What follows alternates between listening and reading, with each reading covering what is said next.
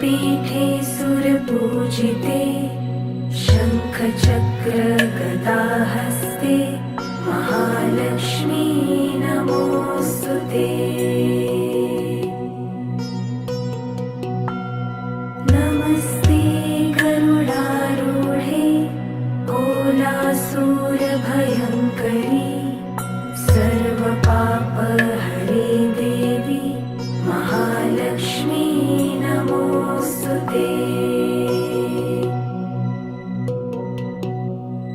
सर्वज्ञे सर्ववरदे सर्वदुष्टभयङ्करी सर्वदुःखहरे देवी महालक्ष्मी नमोऽस्तुते। सिद्धिबुद्धिप्रदे देवी भुक्तिमुक्तिप्रदायिनी मन्त्रमूर्ते सदा देवी महालक्ष्मी नमोऽस्तुते।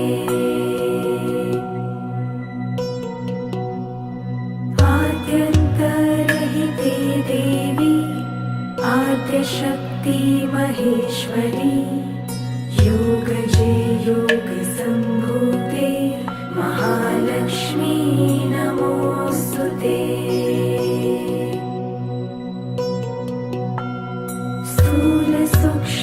स्थूलसूक्ष्ममहारौद्रे महाशक्ति महोदरे महापापहरे देवी महालक्ष्मी नमोऽस्तुते।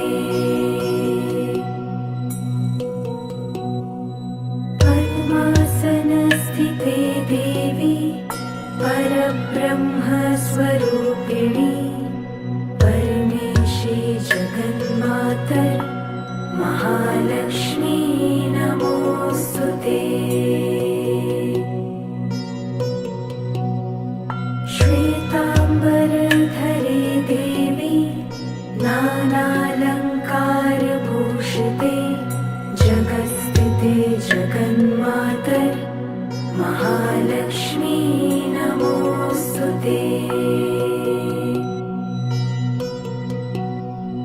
महालक्ष्मीष्टकस्तोत्रम् यः पठेत् भक्तिमान् नरः सर्वसिद्धिमवाप्नोति राज्यं प्राप्नोति सर्वदा।